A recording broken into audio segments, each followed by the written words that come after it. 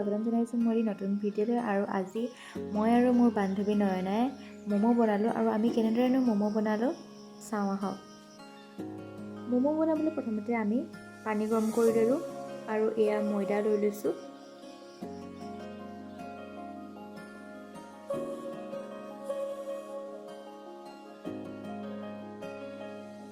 আৰু ময়দাখিনিত অকণমান ৰিফাইন তেল দি দিছোঁ আৰু গৰম কৰি লোৱা পানীখিনি ইয়াত দি দিছোঁ।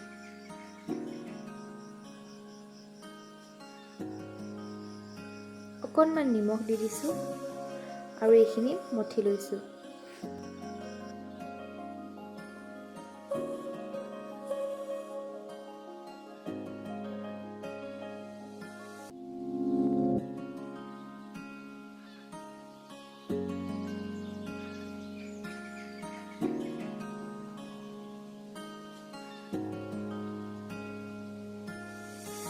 ময়দাখিনি হৈ যোৱাৰ পাছত আমি এনেদৰে সৰু সৰু গোল কৰি ৰুটি বেলি লৈছোঁ।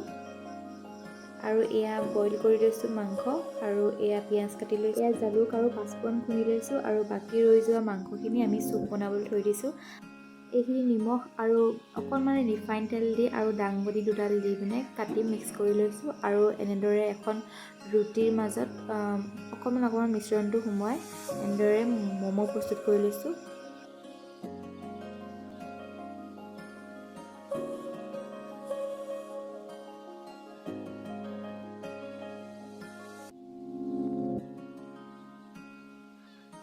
এনেদৰে ম'ম'বিলাক বনাই এখন কেৰাহীত পানী গৰম কৰি ওপৰত খৰাহী এটা দি পানীৰ ভাপত ম'ম'খিনি সিজিবলৈ দিলোঁ।